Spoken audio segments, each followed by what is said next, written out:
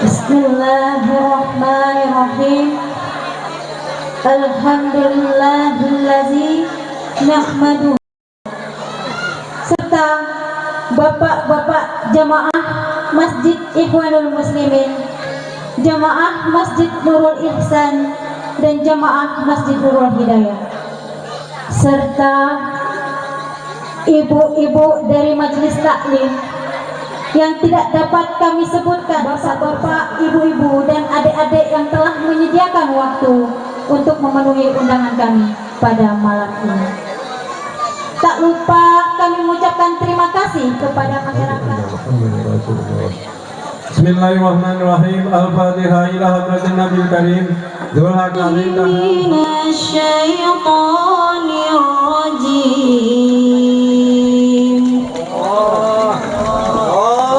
Bismillahirrahmanirrahim.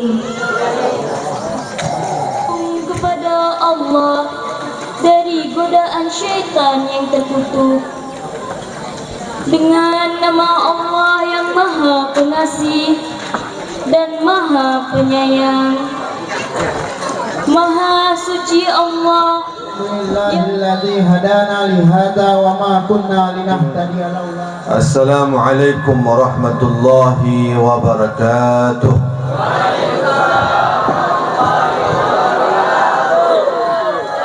Alhamdulillah. Alhamdulillahil wahidil ahad. الفرد الصمد الذي لم يلد ولم يولد ولم يقل له كفوا أحد. اللهم صل وسلم وبارك وكرم ومجد وعظم على سيدنا وحبيبنا وشفيعنا وقرة أعيننا ونور قلوبنا سيدنا محمد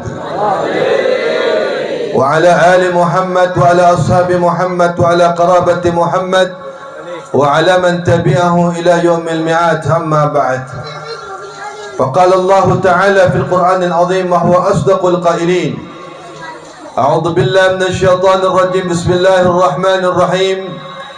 سبحان الذي أسرى بعبده ليلا من المسجد الحرام إلى المسجد الأقصى الذي باركنا حوله لنريه من آياتنا إنه هو السميع البصير.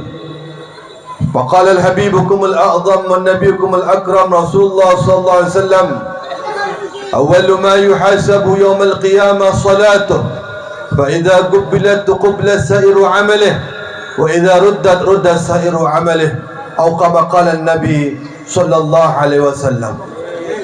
Hadirin sidang majlis yang insyaAllah dirahmati oleh Allah, kaum muslimin wal muslimat yang senantiasa dirahmati Allah subhanahu wa ta'ala, para pengharap rahmat Allah, para pecinta-pecinta Rasulullah, para pemburu keberkahan serta ampunan Allah, seluruh majlis jamaah Masjid Babul Hasanat, Babul Hasanah, yang mana berada di desa Seruat 2, yang kita doakan mudah-mudahan semua yang hadir pada saat ini dengan rangkaian acara ini, tepatnya pada malam 1 Sya'ban, pada hari ini semua yang hadir pada saat ini mendapatkan keridhaan Allah subhanahu wa ta'ala.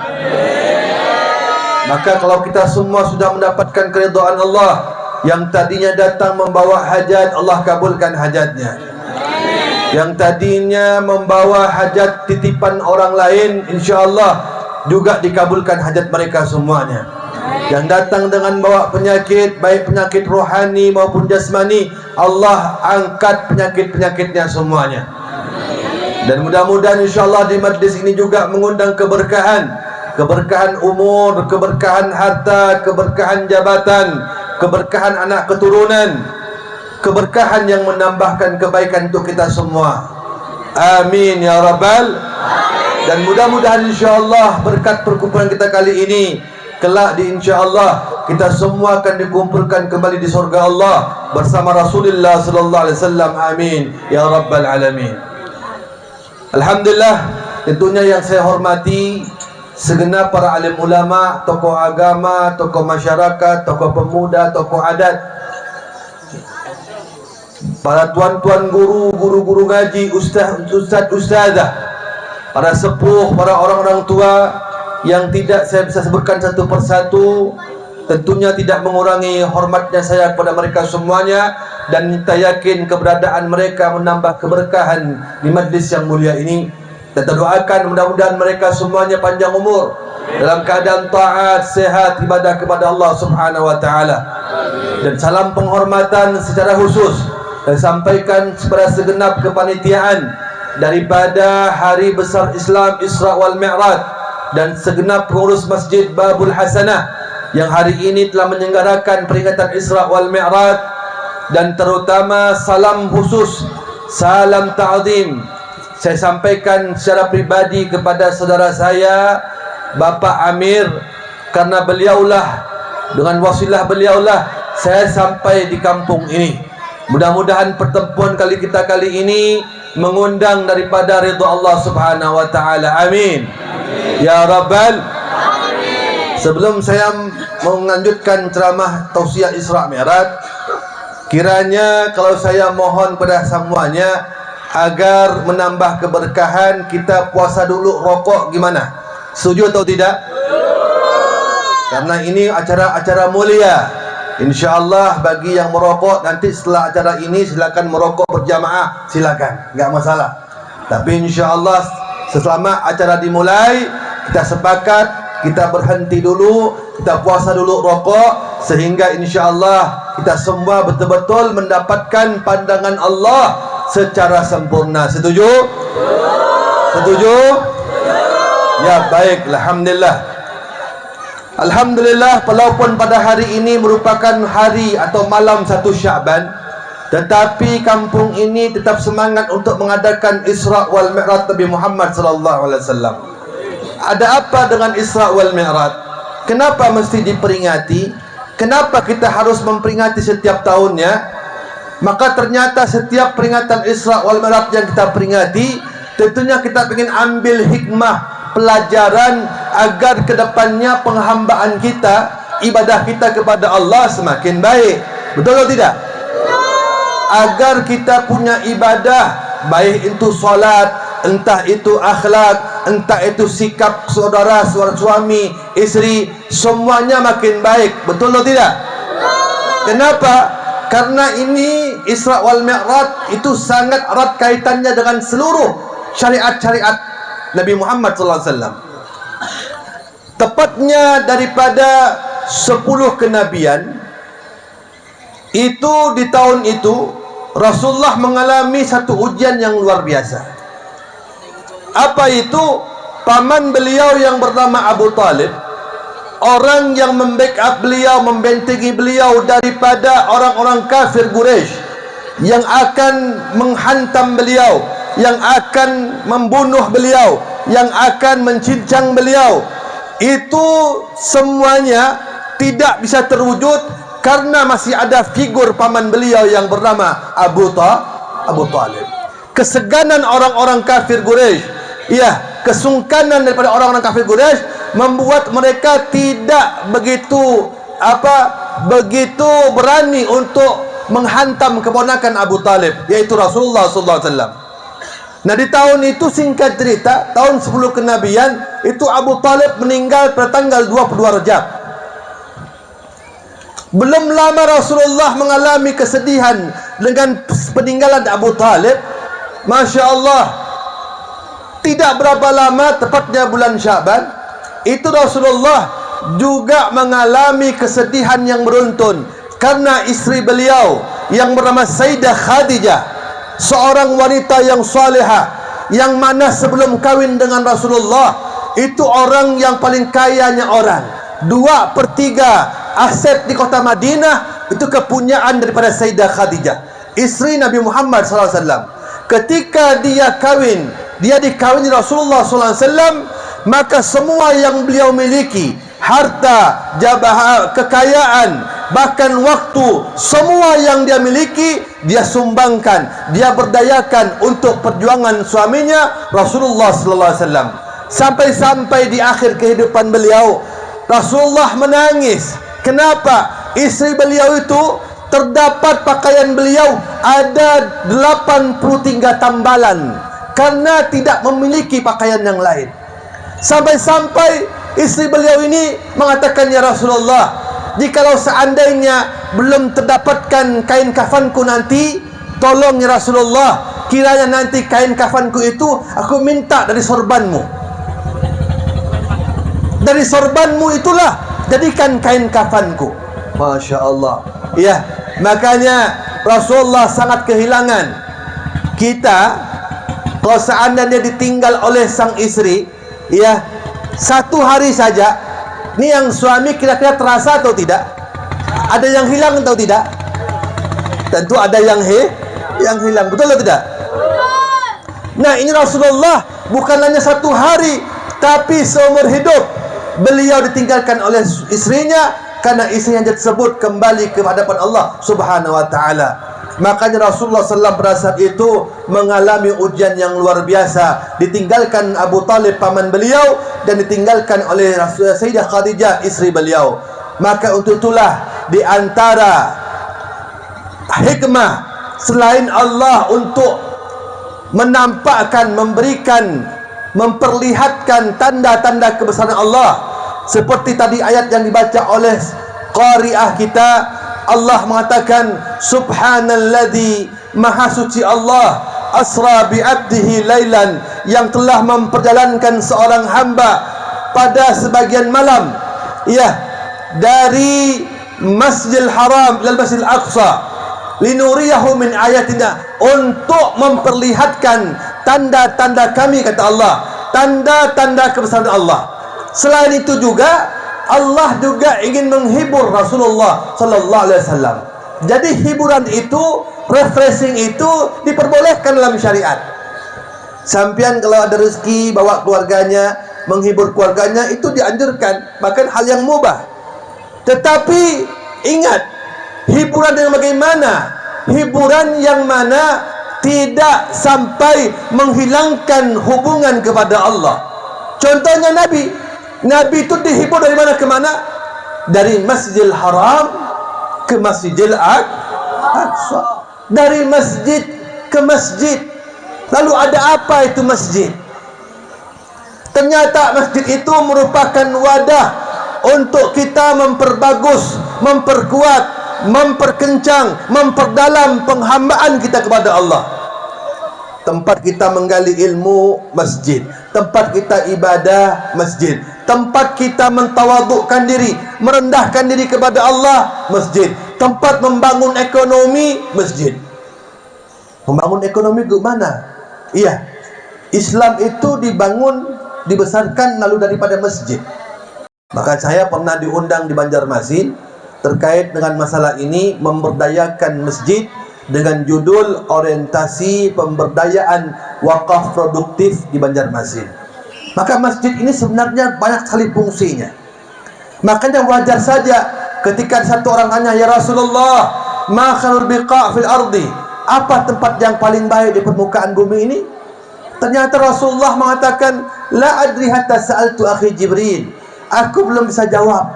Kenapa? Karena belum ada informasi daripada Jibril alaihissalam.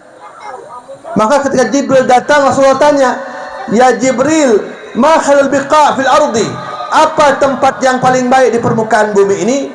Ternyata Jibril pun tak pandai-pandai. Jibril mengatakan, la adri hatta sa'altullah, aku belum bisa menjawabnya karena belum ada titah daripada Allah, belum ada wahyu dari Allah Subhanahu wa taala. Sehingga begitu Allah mengetahui apa yang terjadi dari masalah Nabi Muhammad ini, maka Rasulullah pun langsung diinformasikan, ya Muhammad, Khairul biqa' fil ardi al-masajid wa afdaluhum man kana awalu dukhulan wa akhiru khuruja. Hai Muhammad, tempat yang paling baik di permukaan bumi ini di mataku, kata Allah, tempat yang namanya masjid, tempat sujud. Maka orang yang paling afdal di antara mereka adalah orang yang paling awal datangnya dan nanti ketika akhir paling akhir keluarnya. Agak beruntunglah pada hari ini orang-orang Masya Allah yang ibadahnya di masjid. Makanya mohon maaf Bapak Ibu yang berbahagia, saya lihat di sini sepanjang jalan Masya Allah banyak masjid, tapi sedikit saya lihat terdengar suara yang Masya Allah, terdengar suara zikir, suara azan. Beberapa surau masjid itu saya lihat lampunya, listriknya padam. Ini miris, ya. Apa artinya kita bangun musalla kalau tidak dihias dengan zikir-zikir ibadah? Kita nggak mau berlomba-lomba untuk cari masjid, tapi yang dikeluarkan itulah memakmurkan rumah Allah Subhanahu wa taala. Kenapa Rasulullah menekankan? Dengarkan Bapak Ibu yang berbahagia, saya akan sampaikan biar hari ini saya pulang semuanya semangat ibadah di masjid. Ada satu orang sahabat namanya Abdullah bin Ummi Maktum. Ini Abdullah bin Ummi Maktum orangnya buta matanya. Kemudian rumahnya kayak begini, agak jauh-jauh. Beliau itu kalau berangkat ke masjid dan tidak pernah meninggalkan sholatnya itu kecuali di masjid.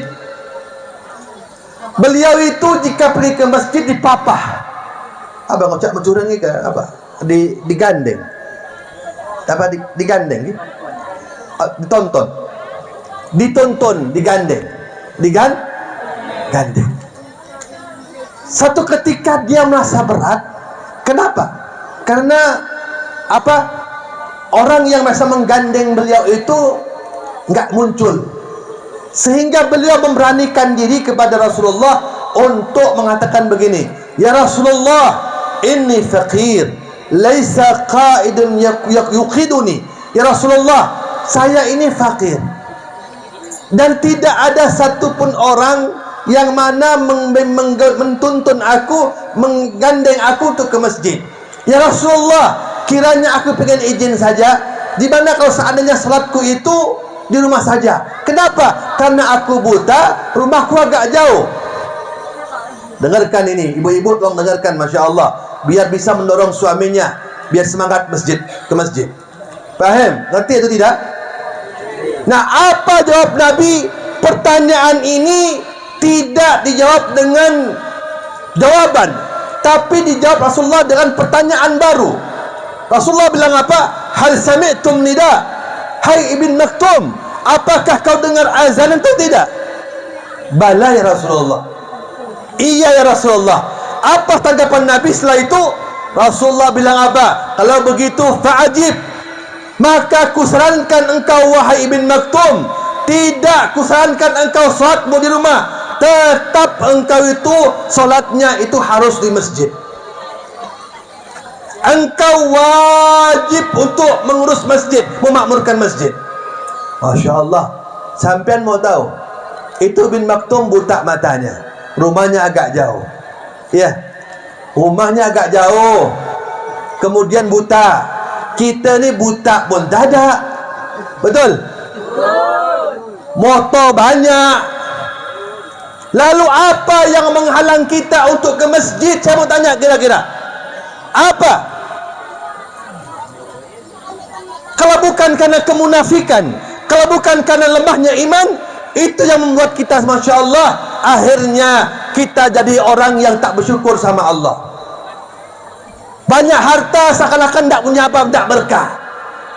Saya bilang sama kau, kalau kau pengen bagus, usahamu lancar, pengen berkah, jodohmu dekat, baguskan penghambaanmu sama Allah, baguskan hubungan sampean kepada Allah. Tapi kalau berawal dari sholat ke masjid, tepat waktu, berjamaah, sholatnya genahkan dulu.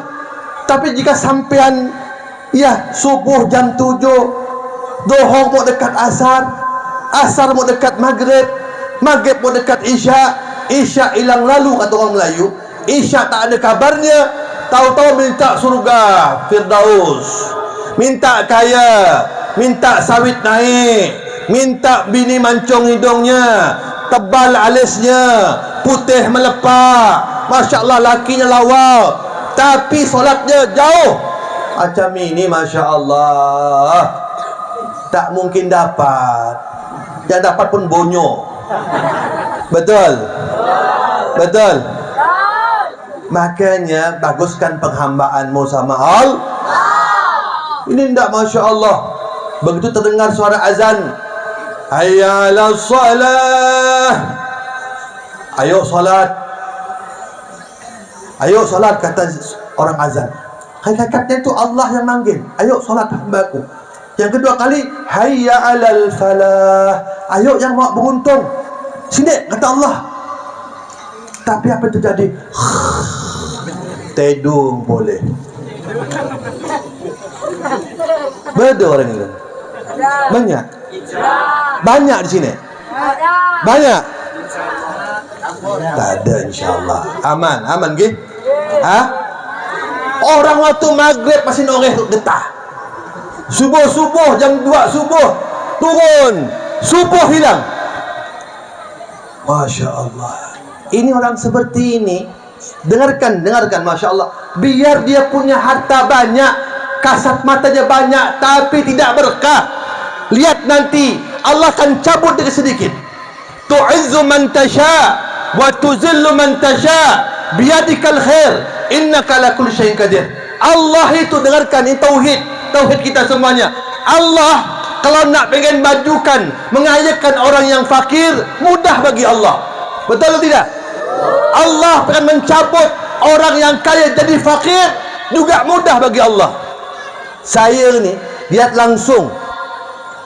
Siapa yang jamaah itu, orang jamaah di masjid sakit, saya datangi kuih kuning di Sudarso, di rumah sakit Sudarso.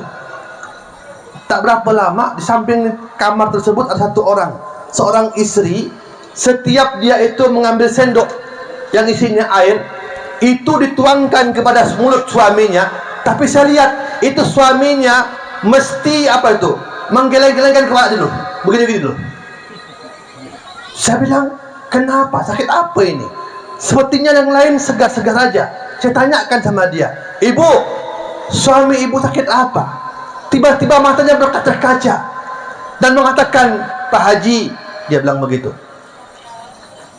suami saya ini sakitnya setahun 7 bulan. Dari dokter biasa sampai yang spesialis, dari dalam negeri sampai luar negeri. Rumah tergadaikan, aset terjual, anak putus sekolah, tapi tak kunjung-kunjung sembuh. Saya bilang, sakitnya apa bu? Stroke di lidah. Ini makanya kira-kira yang seperti ini Masya Allah enak atau tidak? Punya duit banyak Masya Allah. Oh, tidak berkah, tidak makanya Masya Allah, dengarkan, baguskan penghambaanmu sama Allah. Ya, dengan apa? Pertama kali mengawali dengan sholat yang betul. Kenapa? Sholat ini Pak, kalau betul, sempurna, maka insya Allah akan merubah sifat manusia, merubah karakter manusia. Solat ini kata ulama diambil dari 3 huruf. Sod lam ta, akar katanya itu silah. Silatun bainal abdi wa rabbah, hubungan antara makhluk kepada Allah. Nama jak hubungan. Hubungan ini kan menentukan daripada hubungan-hubungan yang berikutnya. Maka jika seandainya hubungan di awal ini baik, insya Allah hubungan yang berikutnya baik. Betul atau tidak? Makanya sering penceramah-penceramah mengatakan, membawa hadis Nabi. Apa itu bunyinya?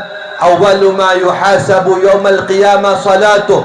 Pertama kali yang akan diperiksa kita punya ibadah nanti di hari kiamat, Allah periksa tentang solat kita. Diperiksa Masya Allah, dari betulnya, sahnya, khusyuknya, diperiksa semuanya. Kalau seandainya Allah katakan baik, diterima oleh Allah, makbulah, maka ibadah lain akan diproses oleh Allah dan insya-Allah mengarah kepada kebaikan. Akan tetapi jika seandainya setelah diperiksa, dilihat, ditimbang-timbang, ternyata Allah umumkan, hai fulan bin fulan, hai fulanah binti fulan, setelah kulihat kau punya solat ternyata banyak rusaknya, banyak tak sahnya, banyak tak betulnya, banyak tak khusyuknya. Kalau begitu solatmu kuputuskan mardudah, ditolak. Maka setelah itu percuma haji kita yang setiap tahun, umrah kita yang setiap bulan, sedekah kita yang setiap hari tidak akan diproses oleh Allah Subhanahu wa taala. Kenapa? Allah sudah mengatakan awal pertama hubungan udah hancur. Hati-hati, hati-hati sampean semuanya, hati-hati bu, masya Allah, jangan sampai kita mengabaikan solat. Kenapa? Karena ini merupakan awal hubungan antara makhluk kepada Allah Subhanahu. Makanya Al-Habib Abdullah bin Alawi Al-Haddad dalam kitabnya Nasaidin Niyah wal Wasayil Imaniyah, beliau mengatakan apa? Sesungguhnya itu solat itu perumpamaan kepala di tubuh manusia. Perumpamaannya kepala di tubuh manusia, artinya menentukan kehidupan. Orang tak punya mata masih bisa hidup, betul atau tidak? Tak punya mata, tak punya telinga, tak punya tangan, masih ada harapan hidup. Tetapi kalau sudah ada orang lewat di sini tanpa kepala, kita kabur lah. Berarti Tuhan tu bangkit. Berarti itu tidak jelas, tidak ada kehidupan, tidak ada kehidupan. Makanya sangat memberikan pengaruh akan kemaslahatan ibadah lain dan juga membentuk karakter kita, pribadi kita. Kenapa? Allah yang menyatakan. Apa kata Allah? Wa aqimis salah, inna salah tanha 'anil fahsya'i wal munkar. Dan dirikanlah salat. Dengan engkau mendirikan salat dengan sempurna, dirimu akan tercegah pada kemungkaran dan terarah kepada kebaikan. Orang kalau salatnya sempurna, lisannya terjaga, matanya terjaga, telinganya terjaga, kaki tangannya terjaga dari hal-hal yang tidak diinginkan oleh Allah Subhanahu wa taala. Pertanyaannya saya tanya, Beb, saya itu sholat berwaktu dah, tapi kok masih bohong, Beb? Kok masih nyabung ayam, Beb? Kok masih main judi, Beb? Nah, itu pasti ada yang belum sempurna sholatnya. Kuantitas sholatnya itu, mutu sholatnya itu mesti dibetulkan. Makanya orang-orang tua dulu itu, saya tuh kecil-kecil belajar, itu masya Allah, kalau sholat, bab sholat ini dibetulkan dari toharah. Sampai yang punya yang mondok-mondok paham itu. Kitab apapun, kitab fikih apapun, dari kecil sampai tebal, sampai paling tebal, sampai berjilid-jilid, pasti kajian utamanya, kajian pertamanya itu diawali dengan babut toharah, bab bersuci. Kenapa? Karena bersuci ini punya kolerasi dengan solat. Karena bersuci ini menentukan ibadah solat. Miftahus solah al-tuhur, kuncinya itu solat terletak pada toharah. Contoh, masya Allah, Pak, Bu, nih kira-kira, nih ibu-ibu nyuci baju pakai apa, Bu? Pakai mesin air atau pakai cuci tangan? Cuci tangan ya. Ini alhamdulillah sungainya masya Allah. Kalau di Pontianak itu nyucinya pakai mesin air, mesin apa? Mesin cuci atau tangan. Sekarang gini contoh. Ini ada apa? Ember. Ini ada pakaian najis. Pakaian najis. Mana yang benar? Ada air, masukkan ke ember, baru pakaian najis, setelah tenggelam baru sabun yang terakhir. Atau ini air, masukkan ke ember, masukkan sabun, terakhir pakaian najis. Yang pertama atau yang kedua? Pak, ini ada dua ember. Mana yang benar cara nyucinya? Menyuci pakaian najis. Yang satu, masukkan air dulu, terus masukkan pakaian najis, terus terakhir setelah tenggelamnya air ini, menenggelamkan itu pakaian, terakhir baru masukkan air sabun atau masukkan sabun. Yang kedua, ada air, masukkan ke ember. Yang kedua, masukkan sabun, terakhir pakaian najis. Yang mana kira-kira yang benar? Yang satu dan yang kedua? Ya? Yang pertama? Yang pertama? Yang ibu-ibu, yang ini yang ibu-ibu yang nyuci. Yang pertama atau yang kedua? Yang pertama. Alhamdulillah. Ini berkat ada pesantren kalau sini, insyaallah ilmunya pasti nyambung. Kenapa? Iya, yang pertama air dulu. Kedua pakaiannya, sabunnya terakhir. Kenapa? Jika seandainya ada air, masukkan dulu ke ember. Yang kedua baru sabun, maka itu jadi air sabun. Air sabun itu suci, tapi tidak mensucikan. Betul atau tidak? Yang seperti ini ringan, tapi kadang-kadang luput. Betul atau tidak? Jika ada orang seperti ini cara menyucinya, maka berarti najisnya tidak terangkat. Pakaian najis ketika dibawa sholat, sampai kapanpun tidak akan pernah sah. Makanya Bapak Ibu yang berbahagia, jika seandainya ada orang yang mengerti ilmu, satu kali dia sholat itu lebih afdal daripada orang yang 1000 kali sholat ahli ibadah tanpa ilmu. Tanpa ilmu. Makanya beruntung pada saat ini di kampung ini ada pesantren. Mudah-mudahan insyaAllah pesantren ini membawa berkah untuk kampung ini. Amin. Amin ya Rabbal. Pak, Bu, masih nyambung nih. Masih nyambung. Sinyalnya bagus atau enggak nih? Hah? Bapak masih nyambung ini? Baik, Masya Allah. Lanjut atau tidak? Nah, sholat. Pak, Bu, tadi saya katakan bahwasannya sholatnya kita ini harus dituntaskan, harus disempurnakan. Maka untuk menyempurnakan kualitas sholat, kita harus paham dengan kuantitasnya. Apa itu? Memahami ilmunya. Makanya mesti ada pengajian. Ustaz-ustaz yang di sini, Masya Allah, bikin pengajian umum biar paham. Biar paham dengan ilmu agama. Jangan kerja melulu. Allah ajak bilang apa? Wa ja'alna an-nahara ma'asha. Kami jadikan siang itu untuk cari nafkah. Allah enggak bilang wa ja'alna an-nahara wal laila wal masaa. Kami jadikan siang, malam, sore untuk cari nafkah. Enggak ada. Artinya apa? Kalau siang dia bekerja, malam dia ibadah, dia istirahat. Ada bagian-bagiannya. Ini dah Masya Allah subuh kerja, Masya Allah siang kerja, sore kerja, malam kerja. Hati-hati tidak berkah. Saya punya cerita nih, mau cerita? Ini cerita Masya Allah disampaikan kepada orang-orang yang mana terlalu hanyut dengan kerjanya.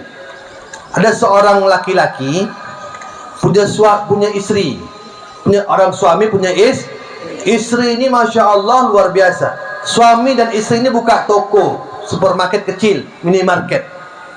Tapi Masya Allah suami ini santai, dia kerja Masya Allah. Tapi yang ulet ini istrinya. Istrinya lebih ulet. Kenapa? Karena rupanya yang punya duit ini kebanyakan istrinya. Saking uletnya Masya Allah, setiap keuntungan itu langsung dapat untung masuk tabung. Abang itu masuk tabung. Siang, pagi, malam kerja, Masya Allah buka toko terus. Akhirnya untungnya pun tak terhitung. Pokoknya dapat untung masuk tabung, Sampai 3-4 tahun sang istri ingin melihat berapa sih tabungan saya. Sekali dibuka, Masya Allah, uangnya membengkak miliaran. Pingsan langsung mati. Terkejut langsung Orang mati kan macam-macam, betul tak? Ada yang terkejut karena sakit, ada terkejut langsung mati, macam-macam. Terkejut tengok duitnya banyak, tak nyangka langsung mati. Padahal Masya Allah, ini sang istrinya ulatnya luar biasa. Begitu mati, ya suami Masya Allah, suaminya dia sedih, sedih. Ditahlilkan sehari, 2 hari, 7, 2 kali 7, 40. Setelah itu Masya Allah, setelah 40 hari, suaminya sudah mulai kesepian. Aduh, kata dia, macam mana, siapa nak ngurus aku ni, kata dia. Ujung-ujung mesti carilah, kata dia, isteri. Cuma aku pengen cari isteri tu yang tidak terlalu nafsu benar dengan kerja. Dia kerja tapi santai saja. Nah, dia lihat karyawannya yang dah lama kerja sama istrinya, yang lebih kalem, waktu solat dia solat, ngomongnya lemah lembut. Sang suami ini bilang sama sang anak tersebut, maukah kau jadi istriku? Sang anak buah dia bilang apa? Bila lagi macam ini kata dia. Ha? Akhirnya apa? Subhanallah, dikawin ni. Kenapa? Sang suaminya melihat istrinya ini, calon perempuan ini bagus, waktu ibadah baik, tidak terlalu ngotot, Masya Allah, dia kerja.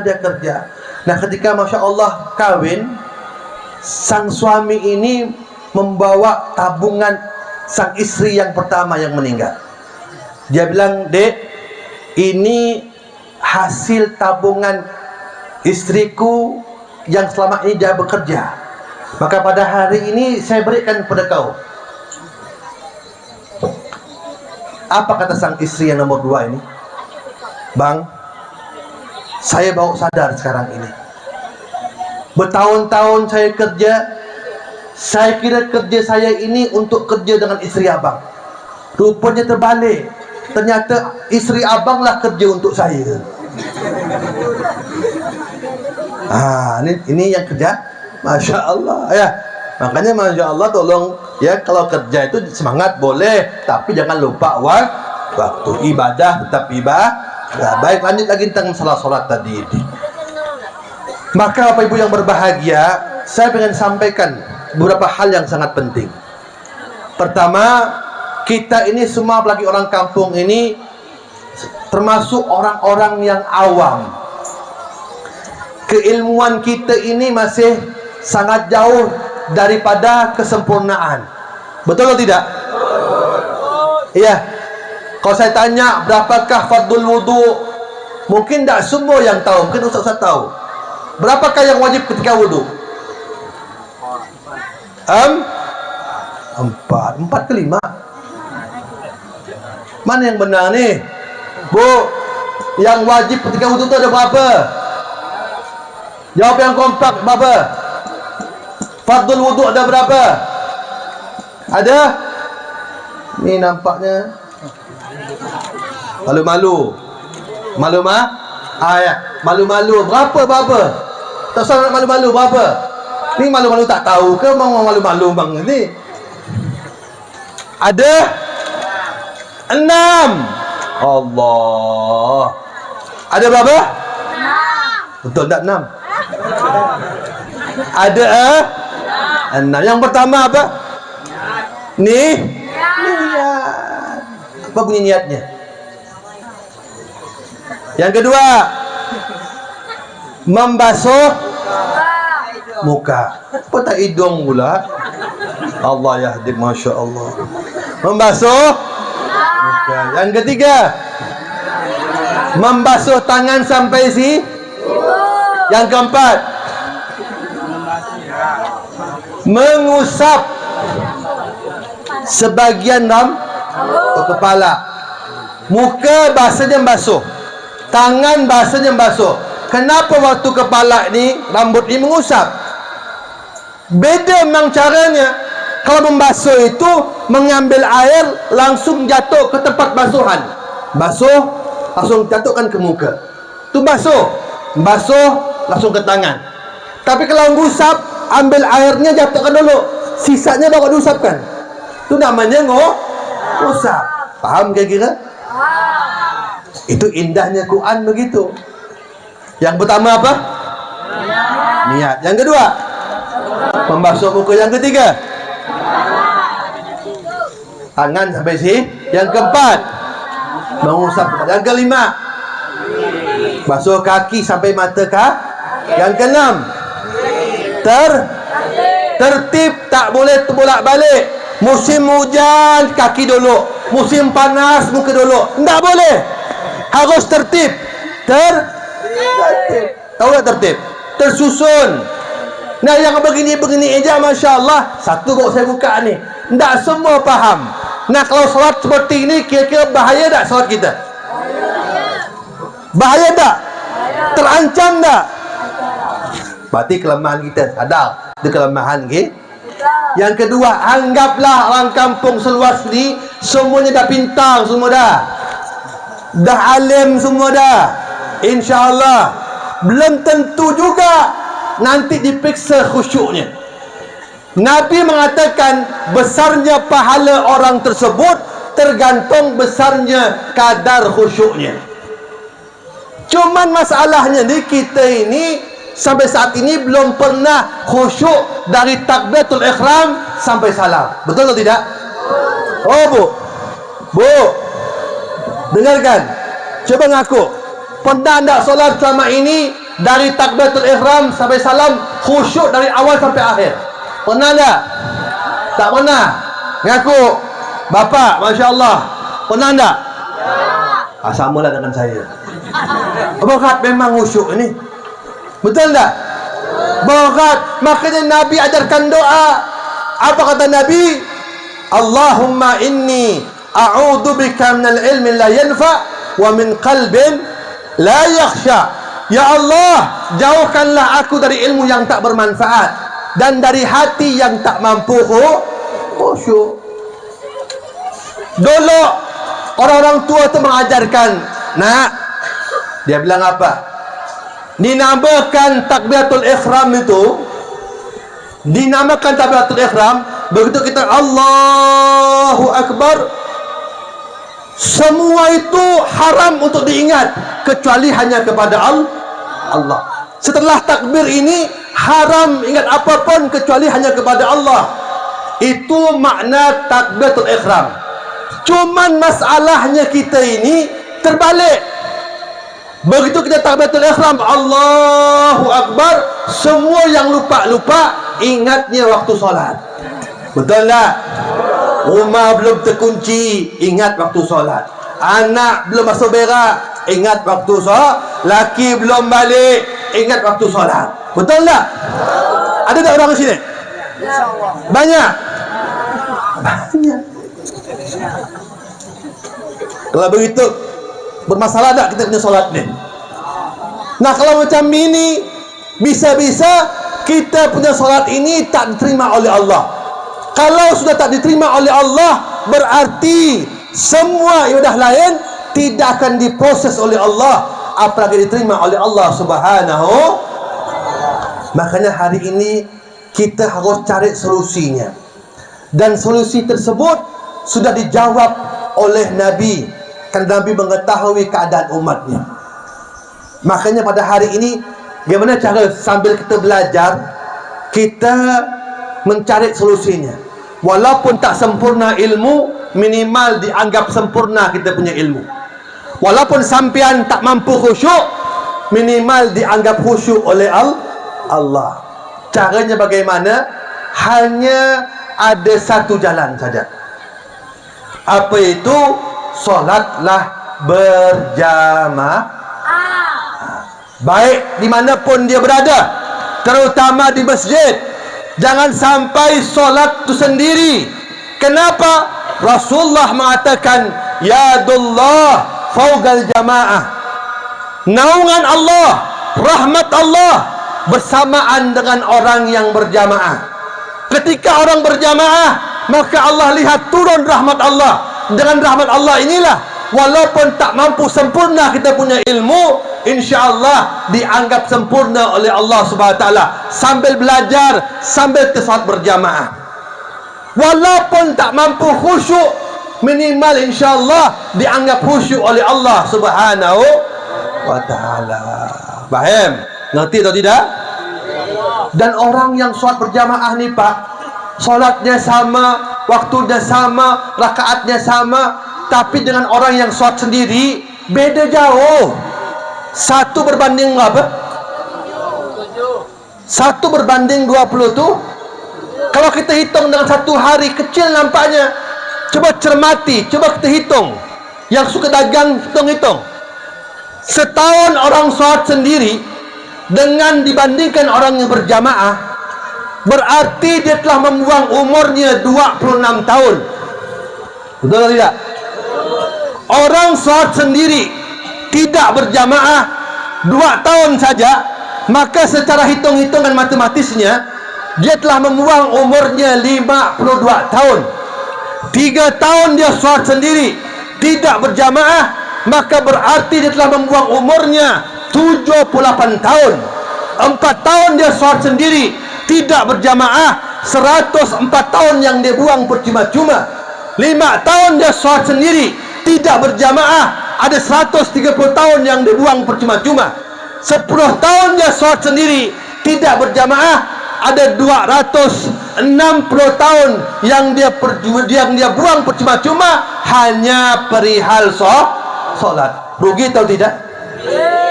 Rugi atau tidak? Pak, Bu, Bapak pengen kerja, sangat butuh kerja, minta carikan oleh orang sepuh di sini. Akhirnya Masya Allah ada prospek pekerjaan. Ini tawaran pertama, ayo ini ada pekerjaan, setiap hari turun jam 7 pulang jam 5, saya gaji kamu 1 juta. 1 juta. Ini tawaran yang pertama. Dengarkan yang di itu, dengarkan nih, nah, pilih nih. Tahu-tahu Masya Allah ada Pak Haji lain menawarkan pekerjaan, turun jam 7 pulang jam 5. Cuman Pak Haji ini menawarkan pekerjaannya, gaji sebulan 27 juta. Kira-kira pilih yang mana? Yang 1 juta atau 27 juta? Jawab yang kompak. Jawab yang kompak. 27 juta. Berarti masih waras. Berarti masih waras. Betul. Coba kita lihat yang masih waras. Pilih mana? Pilih yang 1 juta atau 20 juta? Berarti masih betul. Pilih yang solatnya 1 derajat atau 20 derajat? Alhamdulillah, berarti masih Jadi kalau Masya Allah ada orang solat sendiri, jangan-jangan dipiksa dia punya otaknya, jangan-jangan dah mulai berkurang warasnya. Betul? Anak ada, bini ada, solat sendiri, rugi atau tidak? Rugi atau tidak? Masjid banyak berhamparan, solat sendiri, rugi atau tidak? Rugi. Betul? Nah, makanya Masya Allah ada satu riwayat hadis, ya, saya berpikir kenapa sampai seperti itu, ya. Satu orang datang dengan Rasulullah, ya Rasulullah, ada tipe-tipe orang paginya sering dia puasa, malamnya rajin ibadah, cuman penyakitnya 2 saja, tarkul jum'ah wal jamaah, sering meninggalkan sholat Jumat dan sering meninggalkan sholat berjamaah. Ya Rasulullah, ini orang jika seandainya dia mati di tempat, nanti di hari kiamat ini orang masuk surga atau neraka? Rasulullah bilang apa? Wahwa finnar. Itu orang walaupun rajin puasa, walaupun rajin ibadah malam harinya, kalau dah suka mengabaikan sholat Jumat, sholat berjamaah, maka itu orang tempatnya di neraka Allah. Apa alasannya? Betul, rupanya orang awam seperti kita ini Masya Allah itu berat kalau seandainya tak berjamaah, takut tak diterima oleh Allah. Kalaupun diterima oleh Allah, pahalanya sikit karena khusyuknya itu sedikit. Betul? Maka pada hari ini saya ingin sampaikan, ya, yuk sama-sama jagalah sholat 5 waktu kita semuanya, dan kalau bisa bersolatlah di rumah Allah makmurkan. Saya datang di sini misalnya, datang di sini bawa hadiah misalnya, jangan tagih setelah ini, bawa hadiah Ada yang harga 1 juta, ada yang 750, ada yang 500, ada yang 300, ada yang 200, ada yang 100.000. Ini saya niat saya ini mau saya umumkan di masjid. Saya sapa orang jamaah yang ada sekitar kampung seluas ini. Mau saya bagi-bagikan. Sampai di masjid saya umumkan, semua jamaah yang berada di sekitar Masjid Babul Hasanah, hari ini Habib Iskandar datang sini nak merik hadiah. Ayo ke masjid. Bila lagi? Wah, yang lain dengar, semua dengar. Ada yang bilang, bual ya tu. Ada yang katakan, paling belah kata dia bekas kilo. Tidak ada yang datang ke masjid. Kira-kira saya datang ini, yang niat baik ini kesal atau senang? Hah? Kesal atau senang? Kesal, marah. Akhirnya saya mengatakan, kalau dah begitu, pindah masjid lain ya, bagikan tempat lain, bagikan kampung lain ya. Begitulah perumpamaannya ketika ada orang azan, hayya 'alas salah, ayo salat, kata Allah bilang, ayo salat. Hayya 'alal falah, ayo yang nak beruntung, yang nak kaya, yang nak sukses, yang nak insyaallah anaknya jadi orang sukses, sini, datang sini, ayo yang beruntung sini. Cuma ada yang tak peduli, tak bersumber. Inilah perumpamaannya. Inilah perumpamaan. Makanya kalau dengar suara azan itu, Masya Allah, yuk segera langsung kita ambil wudu, kemudian ke masjid, tunaikanlah seruannya. Karena apa? Karena Allah lebih mengerti hambanya. Kita ni kalau ada apa-apa ngeluh sama Allah, rahsia kita aman, tak terbongkar. Allah akan mengerti kita, akan Allah berikan solusinya. Tapi sebaik-baiknya teman, sahabat, kalau kita punya masalah, paling tinggi bahasanya dia apa? Kesian kau ni. Betul tak? Aku tak bisa nak bantu, aku kesian tengok kau ni. Kesian ya, pandai ya. Tapi kita punya aib dah terbongkar semua dah. Betul tak? Nah, maka Masya Allah, yuk kita keluhkan sama Allah Subhanahu wa ta'ala. Ni jam 10 dah ni, saya dah 3 jam sampai rumah ni. Ni Masya Allah, terakhir, saya tak pandang lebar, terakhir. Kenapa? Kalau saya jam 10 lewat, sampai di rumah ndak-ndaknya jam 1 malam. Saya dah hari ceramah, ini dah berkunang-kunang dah. Masya Allah, tadi satu sepit 5 orang. Ada yang ke depan, Masya Allah, macam orang nak demo. Tadi sepit depan. Ya, Masya Allah. Alhamdulillah, mudah-mudahan sepanjang jalan ini saksi bahwasannya saya pernah sampai di sini bertemu sama antum semuanya, memberikan dakwah. Mudah-mudahan diberkahi Allah Subhanahu wa taala. Terakhir saya sampaikan beberapa ibu semuanya, orang tua, Bu, sekarang ini zaman bukan macam kita dulu. Zaman kita dulu itu rumah paling aman. Betul enggak? Rumah paling aman. Tapi telepon ada orang tertentu, dia punya channel pun TPRI hitam putih, HP tak ada. Betul tak? Sekarang ni Pak Bu, Masya Allah, rumah pun tak lagi aman. Anak kita dalam rumah, dalam kamar, satu yang digenggam oleh dia itu dunia yang dilihat. Tak bisa kita mampu mencegahnya. Apa yang dia main, apa yang ditontonnya, entah video porno, entah yang terbuka auratnya, tak akan bisa terlihat.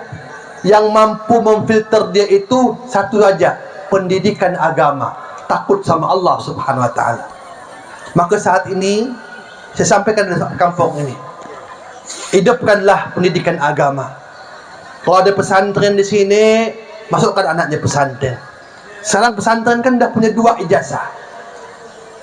Bapak ibu Masya Allah ketika masukkan pesantren, setiap hari itu mendapatkan pahala kiriman dari anaknya.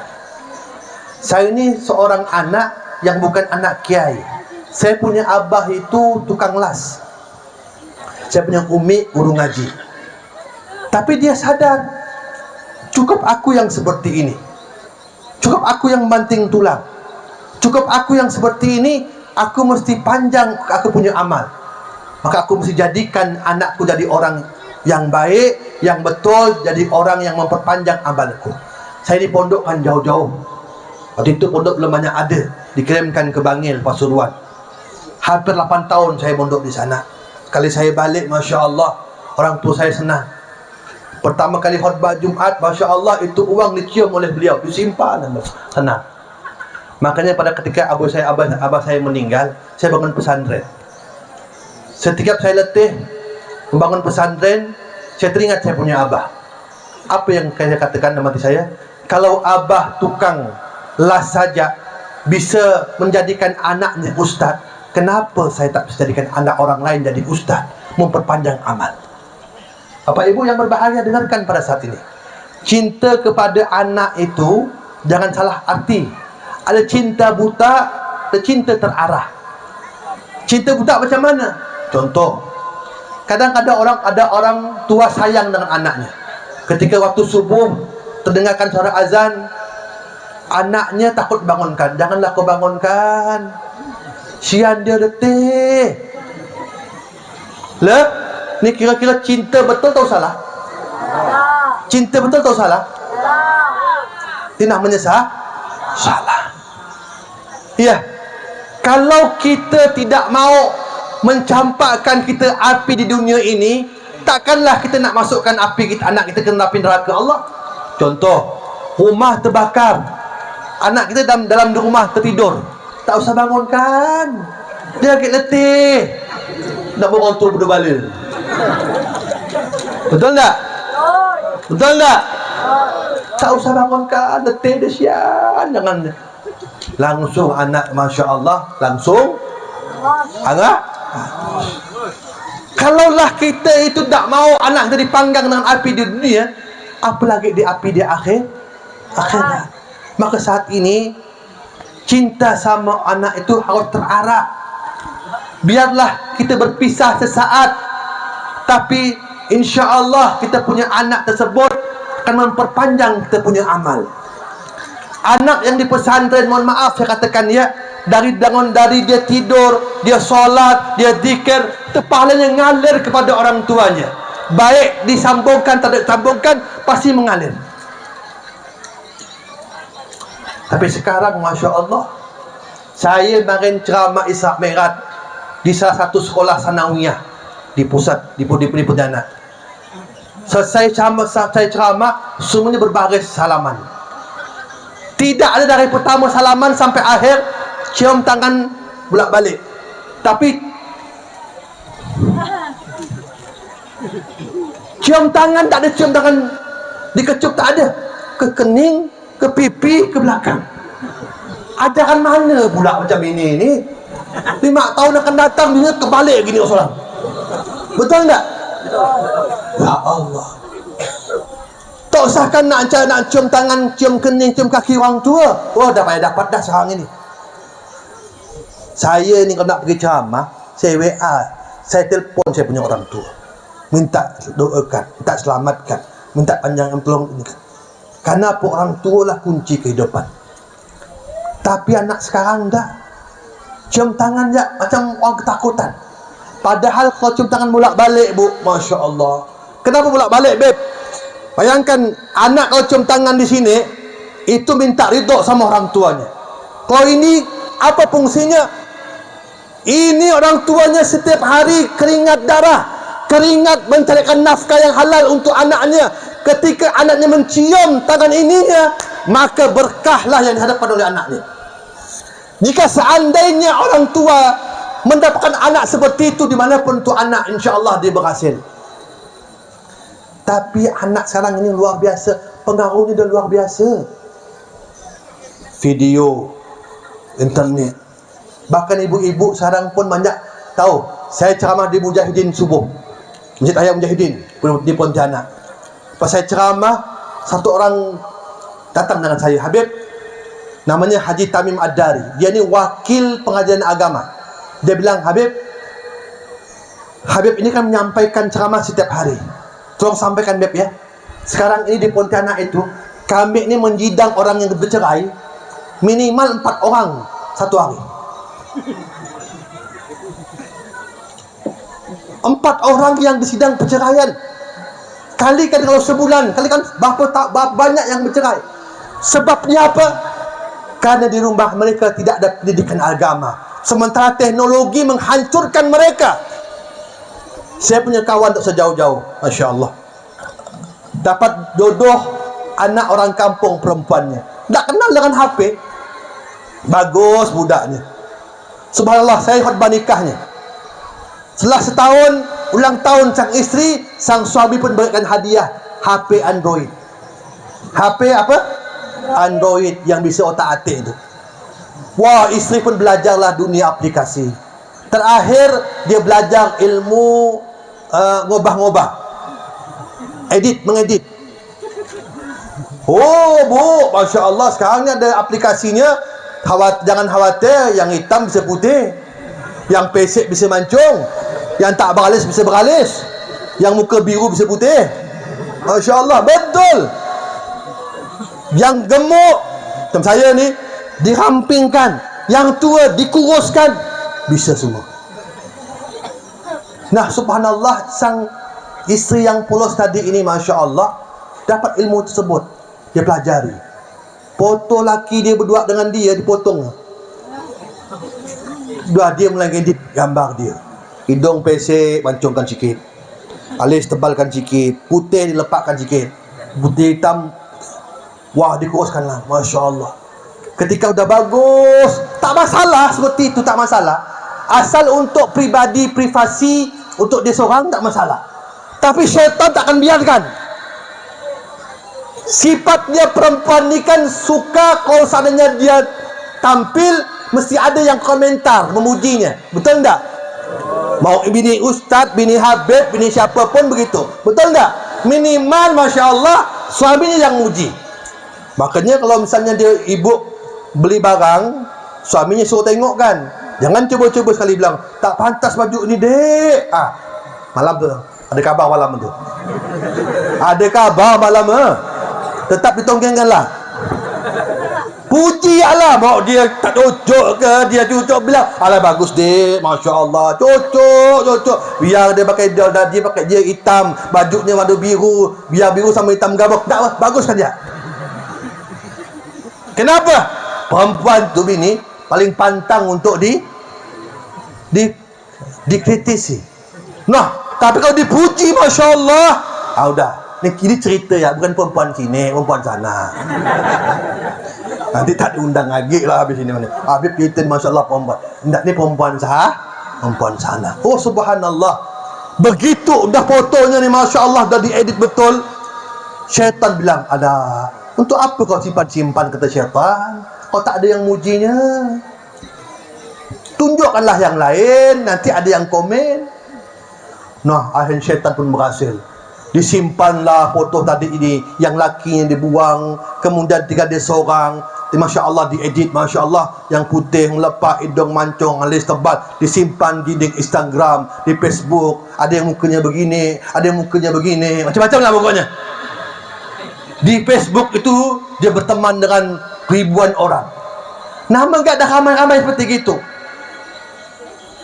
Yang namanya laki-laki yang miang banyak, Miang bin Getek banyak, Miang bin Getek bin apa ge banyak, bin Sundal banyak.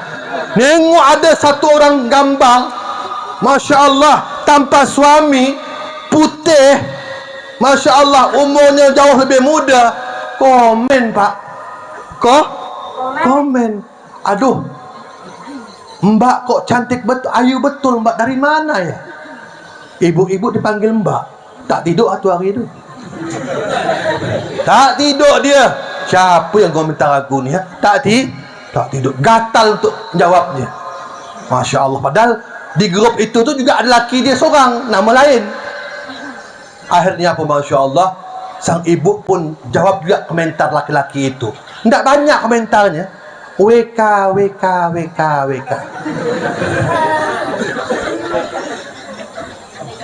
Rupanya laki yang geram.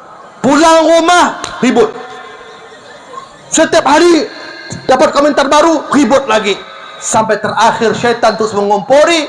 Ketemulah dua orang ini datang ke rumah saya berikan nasihat. Udah diberikan nasihat sejuk ini, terakhir tiba-tiba syaitan terus mengompori, sang istri pun tiba-tiba yang polos, yang lemah, yang ayu, yang kalem, tiba-tiba berani ngomong, "Udah bang, kalau begini terus, ketemu tak ketemu kita di pengadilan saja." Tuh, Masya Allah, hati-hati. Bukan masalah HP-nya, tapi ketika HP jatuh ke tangan orang yang punya pendidikan agama, ada filternya, ada proteknya, ada yang mensaringnya. Saya di HP ini, Masya Allah, di 1000 lebih di Maktabah Syamilah kitab yang ada kamusnya. Saya kemarin beli kitab 21 kitab 33 juta. Hanya 21 kitab saya beli. Tak mampu beli banyak-banyak. Kenapa? Harganya luar biasa. Tapi ada satu aplikasi di tab saya itu 1000 kitab lebih. Masya Allah, tercatat dalam satu aplikasi, hanya HP saja, bermanfaat. Artinya apa? Kita tidak akan bisa membendung kecanggihan teknologi. Ini sekarang zamannya digital, maka kita harus bersaing. Tapi ilmu agama harus dikedepankan karena melahirkan daripada akhlak yang mulia. Mudah-mudahan insyaAllah apa yang disampaikan ini bermanfaat. Saya kurang lebih 1 jam 10 menit memberikan ceramah, saya rasa cukup. Masya Allah, kalau saya teruskan, Masya Allah, ujung-ujung balik sampai malam. Ya, karena bapak-bapak ibu balik langsung dekat rumah. Saya dari Masya Allah lari laut, naik darat lagi. Mudah-mudahan insya Allah Allah berikan keberkahan semuanya. Dan saya mohon maaf jika ada kekurangan, kesalahan dalam menyampaikan daripada pembahasan tausiah ini. Dan mudah-mudahan ini awal satu rahmi yang baik. Dan saya senang hati karena pada hari ini kita saling menyaksikan. Dan saya mohon doa juga pada yang tua, Masya Allah, semuanya, para sepuh, para Masya Allah ya, para ustaz-ustazanya.